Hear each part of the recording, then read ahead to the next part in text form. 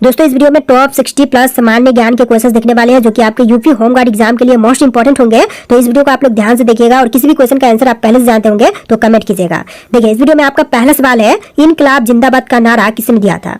देखिए इनकलाब जिंदाबाद का नारा देने वाले इनमें से बताएंगे Bhagat Singh. Option number B बिल्कुल इसे जवाब कीजिएगा, भगत सिंह ने इनकलाब जिंदाबाद का नारा दिया था।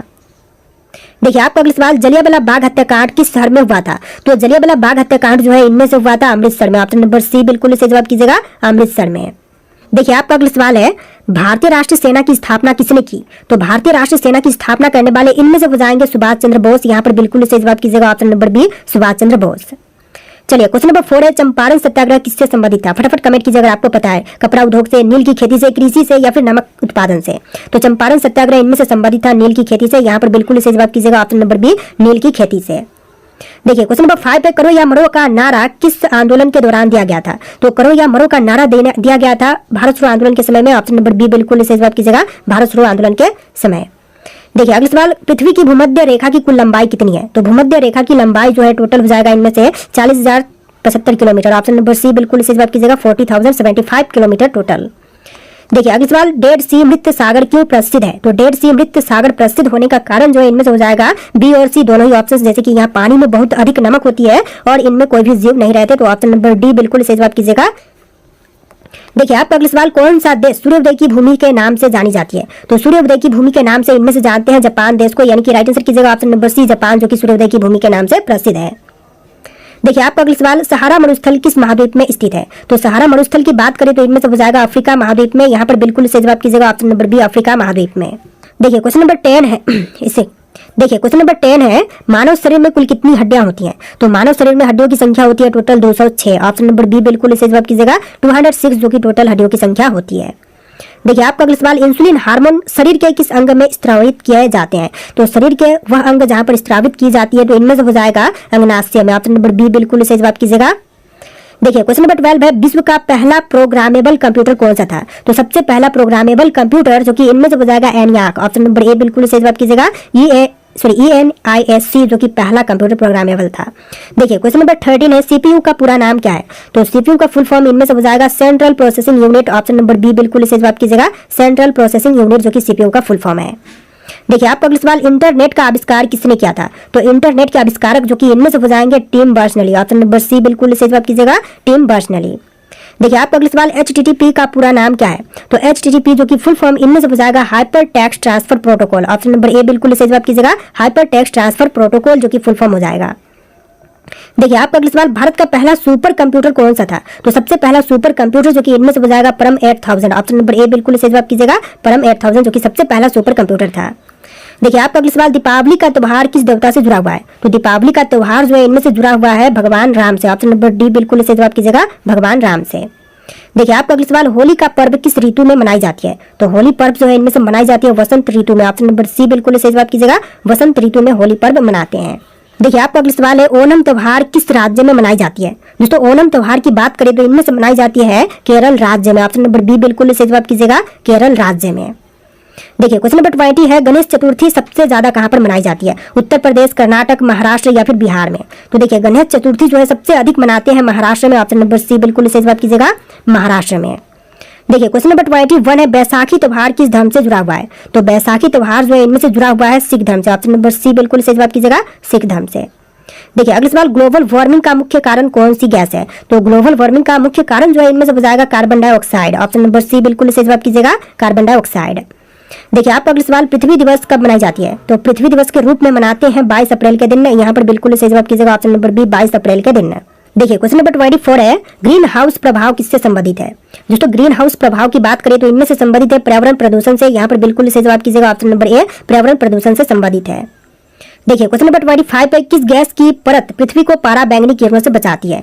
तो पारा बैंगनी किरणों से इनमें से बचाती है option number C ozone gas की परत। ऑप्शन नंबर सी बिल्कुल इसे जवाब कीजिएगा। देखिए आपका अगला सवाल, बैडमिंटन में स्मैश किसके लिए प्रयोग किया जाता है। तो बैडमिंटन में स्मैश जो है इनमें से प्रयोग करते हैं एक प्रकार की यहाँ पर होगा ऑप्शन नंबर सी तेज आक्रमण शॉट के लिए। ऑप्शन नंबर सी बिल्कुल इसे जवाब कीजिएगा। चलिए अगला सवाल, ब्लैक बक किस खेल से जुड़ा हुआ है। तो ब्लैक बक जो है इनमें से जुड़ा हुआ है ऑप्शन नंबर डी निशानेबाजी से। यहाँ पर बिल्कुल इसे जवाब कीजिएगा, ऑप्शन नंबर डी निशानेबाजी से संबंधित है ब्लैक बक। देखिए क्वेश्चन नंबर 28 है, रन आउट शब्द किस खेल से संबंधित है। दोस्तों रन आउट शब्द जो है इनमें से जुड़ा हुआ है क्रिकेट से। यहाँ पर बिल्कुल सही जवाब रहेगा ऑप्शन नंबर बी, क्रिकेट से संबंधित है रन आउट शब्द। देखिए क्वेश्चन नंबर 29 है, द्वितीय विश्व युद्ध किस वर्ष में समाप्त हुआ था। तो द्वितीय विश्व युद्ध जो है समाप्त हुआ था 1945 में। यहाँ पर बिल्कुल सही जवाब रहेगा ऑप्शन नंबर सी, 1945 में। देखिए क्वेश्चन नंबर 30 है, महात्मा गांधी ने दांडी मार्च कब शुरू किया था। तो महात्मा गांधी जी ने दांडी मार्च की शुरुआत जो है किया था 1930 में। बिल्कुल सही जवाब कीजिएगा ऑप्शन नंबर सी, 1930 में। देखिए क्वेश्चन नंबर 31 है, फ्रेंच रेवोल्यूशन किस वर्ष में शुरू हुआ था। तो फ्रेंच रेवोल्यूशन की शुरुआत जो है हुआ था 1789 में। यहाँ पर बिल्कुल सही जवाब कीजिएगा ऑप्शन नंबर बी, 1789 में। देखिए अगला सवाल है, जर्मनी का तराशा एडोल्फ हिटलर किस राजनीतिक दल से संबंधित था। तो एडोल्फ हिटलर जो था इनमें से संबंधित था National Socialist German Workers Party से। यहाँ पर बिल्कुल सही जवाब कीजिएगा option number B, National Socialist German Workers Party से। देखिए क्वेश्चन नंबर 33 है, भारत का पहला साइलेंट फिल्म कौन सी थी। जो भारत की पहली साइलेंट फिल्म थी इनमें से हो जाएगा राजा हरिश्चंद्र। यहाँ पर बिल्कुल सही जवाब कीजिएगा ऑप्शन नंबर ए, राजा हरिश्चंद्र। देखिए क्वेश्चन नंबर 34 है, पहली बोलती फिल्म कौन सी थी। तो यहाँ पर जो पहली बोलती हुई फिल्म थी यह फिल्म हो जाएगा आलम आरा। यहाँ पर बिल्कुल करेक्ट आंसर कीजिएगा option number B, Alam Ara. देखिए क्वेश्चन नंबर 35 है, भारत रत्न पाने वाले पहले फिल्म अभिनेता कौन थे। तो भारत रत्न पाने वाले जो पहले फिल्म अभिनेता थे इनमें से हो जाएंगे सत्यजीत राय। यहाँ पर बिल्कुल सही जवाब कीजिएगा ऑप्शन नंबर सी, सत्यजीत राय। देखिए आपका अगला सवाल, ऑस्कर जीतने वाली पहली भारतीय फिल्म कौन सी थी। तो ऑस्कर जीतने वाली जो पहली इनमें से भारतीय फिल्म थी इनमें से हो जाएगा mother India. Option number A बिल्कुल सही जवाब कीजिएगा, मदर इंडिया।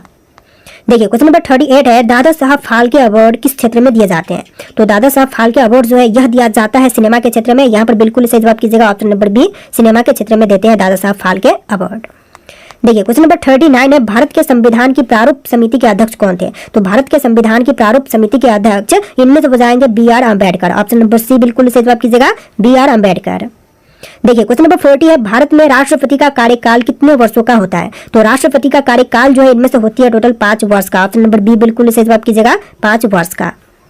देखिए क्वेश्चन नंबर 41 है, भारत में मुद्रा यानी कि रुपया जारी करने का अधिकार किसके पास है। तो रुपया जारी करने का अधिकार जो है इनमें से है भारतीय रिजर्व बैंक, आरबीआई के पास। यहाँ पर बिल्कुल सही जवाब कीजिएगा ऑप्शन नंबर ए, भारतीय रिजर्व बैंक। देखिए अगला सवाल, भारत का सबसे बड़ा बैंक कौन सा है। तो वर्तमान में सबसे बड़ा बैंक जो है इनमें से हो जाएगा स्टेट बैंक ऑफ इंडिया, यानी कि ऑप्शन नंबर सी बिल्कुल सही जवाब कीजिएगा। देखिए क्वेश्चन नंबर 43 है, नाबार्ड किससे संबंधित है। दोस्तों नाबार्ड की बात करें तो इनमें से संबंधित है ग्रामीण बैंकिंग और कृषि वित्त से। ऑप्शन नंबर बी बिल्कुल सही जवाब कीजिएगा, ग्रामीण बैंकिंग और कृषि वित्त से। देखिए आपका अगला सवाल, भारत में जीएसटी कब लागू हुआ था। तो जीएसटी जो है यह लागू हुआ था 1 जुलाई 2017 के दिन। यहाँ पर बिल्कुल सही जवाब रहेगा ऑप्शन नंबर सी, 1 जुलाई 2017 के दिन। देखिए क्वेश्चन नंबर 45 पे, पृथ्वी से सूर्य की औसत दूरी कितनी है। तो पृथ्वी की जो पृथ्वी से सूर्य की औसत दूरी जो है इनमें से हो जाएगा 150 million kilometre. Option number B बिल्कुल सही जवाब कीजिएगा, 150 मिलियन किलोमीटर। देखिए आपका अगला सवाल है, भारतीय राष्ट्रीय गीत वंदे मातरम के लेखक कौन है।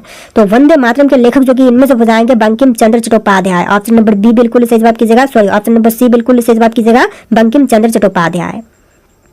देखिए आपका अगला सवाल, भारतीय फिल्म उद्योग की हॉलीवुड के समान क्या उपनाम है। तो भारतीय फिल्म उद्योग जो कि हॉलीवुड के उपनाम पर यानी कि समान इनमें से हो जाएगा बॉलीवुड। ऑप्शन नंबर बी बिल्कुल सही जवाब कीजिएगा, बॉलीवुड। देखिए अगला सवाल, सत्यम शिवम सुंदरम यह वाक्य किससे संबंधित है। तो सत्यम शिवम सुंदरम जो है इनमें से संबंधित है वेद से। ऑप्शन नंबर ए बिल्कुल सही जवाब कीजिएगा, वेद से संबंधित है। देखिए क्वेश्चन नंबर 49 है, राष्ट्रीय पर्यटन दिवस भारत में कब मनाई जाती है। तो राष्ट्रीय पर्यटन दिवस के रूप में मनाते हैं 27 सितंबर के दिन। ऑप्शन नंबर सी बिल्कुल सही जवाब कीजिएगा, 27 सितंबर के दिन।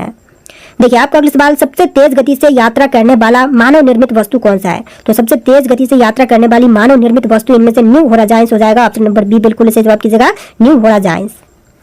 देखिए अगला सवाल, विद्युत का प्रवाह किसे कहते हैं। तो विद्युत का प्रवाह जो है इनमें से कहते हैं विद्युत धारा को, यानी कि राइट आंसर कीजिएगा ऑप्शन नंबर बी, विद्युत धारा जो कि विद्युत का प्रवाह कहलाती है।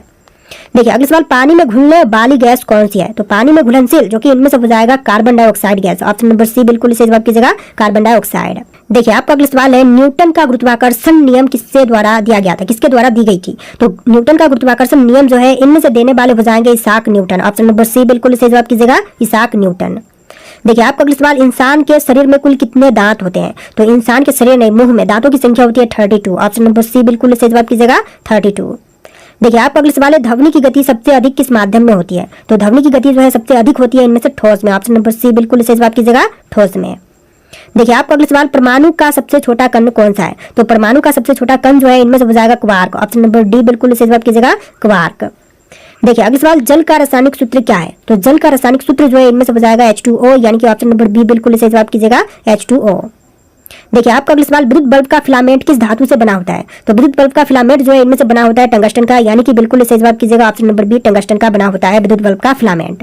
देखिए आपका अगला सवाल है, किस प्रकार की ऊर्जा पंखे के चलने पर विद्युत ऊर्जा में परिवर्तित होती है? तो इनमें से हो जाएगा यांत्रिक ऊर्जा जो कि पंखे के चलने पर विद्युत ऊर्जा में परिवर्तित होती है। यहाँ पर राइट आंसर कीजिएगा ऑप्शन नंबर ए। देखिए आपका अगला सवाल, सबसे बड़ी स्थलीय पारिस्थितिकी तंत्र इकोसिस्टम कौन सा है? तो सबसे बड़ी स्थलीय पारिस्थितिकी तंत्र जो है इनमें से हो जाएगा महासागर, ऑप्शन नंबर ए बिल्कुल सही जवाब कीजिएगा महासागर। देखिए आपका अगला सवाल, पृथ्वी दिवस कब मनाई जाती है? तो विश्व पृथ्वी दिवस इनमें से कब मनाते हैं? आपके ऑप्शन यहाँ पर दिए गए हैं, राइट आंसर कमेंट कीजिएगा। और इस वीडियो में टोटल 60 प्लस सामान्य ज्ञान के क्वेश्चन है जो कि आपके यूपी होमगार्ड एग्जाम के लिए मोस्ट इंपॉर्टेंट होंगे। वीडियो को ध्यान से देख के लाइक करके चैनल को सब्सक्राइब कर लीजिएगा। चलिए फिर मिलते हैं नए वीडियो में।